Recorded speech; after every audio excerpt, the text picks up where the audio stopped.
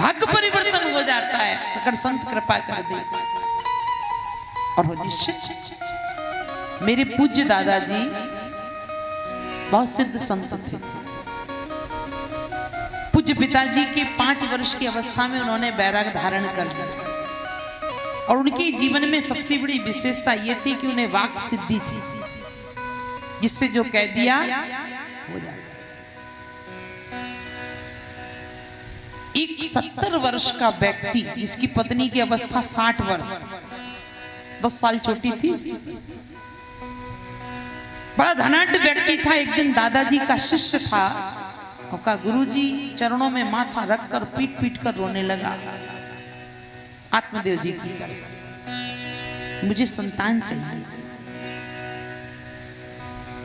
मेरा बड़ा जीवन का दुख है, 60 वर्ष की पत्नी को संतान कैसे होगी? बोला मैं नहीं जानता, मुझे संतान चाहिए। और पूज्य दादाजी ने आशीर्वाद दिया। 9 महीने के बाद उसके घर में संतान का जन्म और लड़का। आज भी वो व्यक्ति जिंदा है आनंद नगर में, आज भी कहता आपके दादाजी की कृपा से मैं हुआ। आज भी आता, गुरुजी पिताजी को गुरुजी मानता, उसके पिताजी के गुरु दादा थे और उसके गुरु पिताजी। ये हमारी 5 पीढ़ी की परंपरा, कई कई ऐसी जगह है 5 पीढ़ी से गुरु शिष्य बनते चले जाते। तो जो काम भगवंत ना कर सके वो सत्य आपको संतान। महात्मा ने जब बार बार रोने लगा और माथा पीट नहीं दोगे तो मैं यही माथा पीट पीट कर प्राणांत कर दूंगा। महात्मा बोले अच्छे खासे ब्रह्म हत्या और लग जाएगी। सहज में एक फल उठाया और थमा दिया, ऐसे जाकर पत्नी को खिलाया, जाकर धुंधली को फल दिया और धुंधली ने फल का तिरस्कार कर दिया। फल को ले आए बाबा बैरागियों के, कैसे अगर संतान होने लगी तो बन गौ का। फल लेकर गऊ के पात्र में फेंक दिया, गौ माता ने फल भक्षण कर लिया। 9 महीने के बाद उसकी बहन को संतान होने वाली थी, बहन ने सुक्के से बालक दे दिया और ये 9 महीने तक नाटक करती रही कि संत के आशीर्वाद का फल मिल गया, आशीर्वाद का असर हुआ।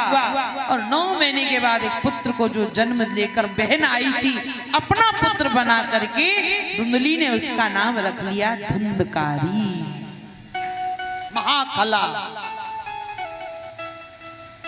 महाखल था। बचपन में ही कुत्तों के पिल्लों को कुआं में पटक आता।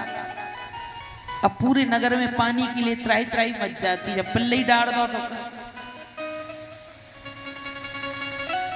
चोरी करता, जुआ खेलता, शराब पीता, व्यभिचार करता, गलत स्त्रियों के पास जाता,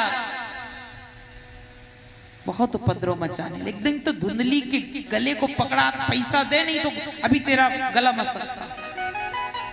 एक दिन धुंधली बड़े परेशान होकर उसने जाकर कुएं में कूदकर आत्महत्या कर ली। महाराज आत्मदेव भी बड़े दुखी हो गए, तीर्थ यात्रा पर चले गए। परंतु देखो संत का आशीर्वाद कभी खाली नहीं जाता। जो गऊ ने जो पात्र में जो फल खाया था उस गौ माता के पुत्र हुआ और उसका नाम रखा। उसके वो था तो मनुष्य की तरह, परंतु उसके जो कान थे वो कैसे थे? गौ की तरह। उसका नाम रख दिया गौ कर्ण।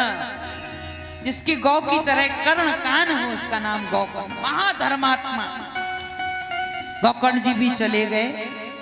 और यहां जब ये परम स्वतंत्र न सिर पर कोई और मन भावे करो चोरी करता, 5 गणिकाओं को ले आया घर में, 1 छोड़ 2 छोड़ 5 राजा के यहाँ चोरी करके लाया था। बहुत सारा धन। गणिकाओं ने सोचा अगर पकड़ा गया तो हमें भी जेल में चक्की पीसना पड़ेगी, इसी को मारो। खूब मदरा पान कराया, खटिया से बांधा और चूल्हे के जलते अंगारों को जब चीखने लगा तो जलते अंगारे मुख में डाल दिए और गला मसकर दबाकर उसकी मृत्यु कर दी। ये 5 में ही तो व्यक्ति मरता है।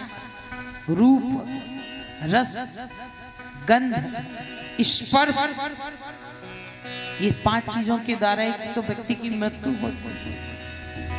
आप देखो, रूप के कारण पतंगा जल जाता है। कभी मोमबत्ती जलाओ, दिया जलाओ, पतंगे होते हैं ना, इतने सारे सुबह मिलेंगे आपको। किस लिए? वो प्रकाश का रूप को देखकर मुग्ध होते आते हैं और जल जाते हैं। और ये इतना खराब है कि कान के कारण मृग, जो बैरिया होते हैं ना, जो शिकारी, वो हिरण को कैसे पकड़ते हैं? उसे सुंदर संगीत सुनाकर, क्योंकि वो संगीत प्रेमी होता है। कान के कारण मृग मारा जाता है और गंध के लोभ के कारण भंवर मारा जाता है। कमल के फूल में गया, ओहो मदमस्त हो जाता है पराग, कमल बंद हुआ, पकड़ा हाथी ने, नीचे पटका, को चलता चला मर जाता।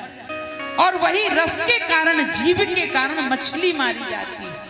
आटा डाला वो कांटे में आटा फंसाया और फेंका, और मछली खाने आई मरी। स्पर्श के कारण हाथी मारा जाता है।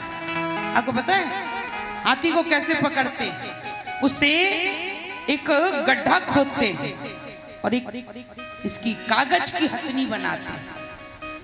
कागज की हथनी बनाकर गड्ढे में रखते हैं और हाथी सोचता है कि हथनी है, उसे स्पर्श करने के लिए वो गड्ढे में कूद जाता है और पकड़ लिया जाता है।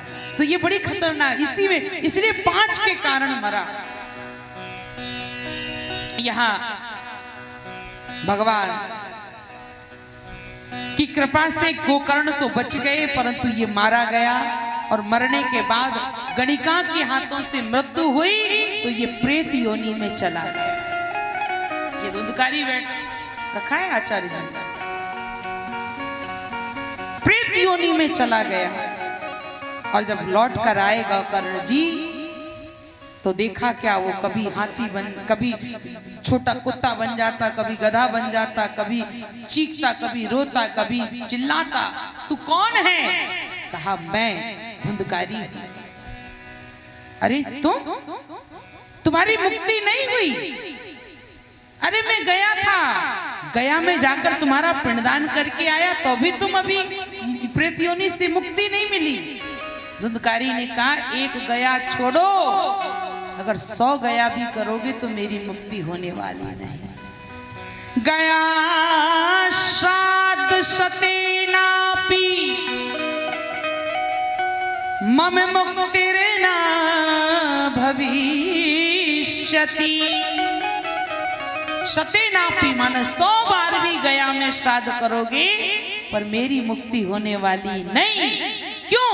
इसलिए कि मैं अपने को कष्ट दिया। तो माता पिता की कष्ट देता है, उसकी मुक्ति कभी नहीं होती।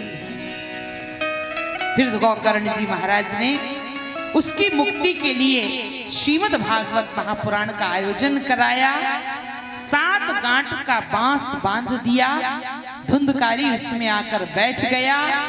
एक दिन की कथा होती तो एक गांठ खुलती, दूसरे दिन की कथा होती तो दूसरी गांठ खुलती, तीसरे दिन की, ऐसे 7वें दिन एक विमान आया और धुंधकारी उस विमान पर बैठ करके भगवान के धाम चला गया।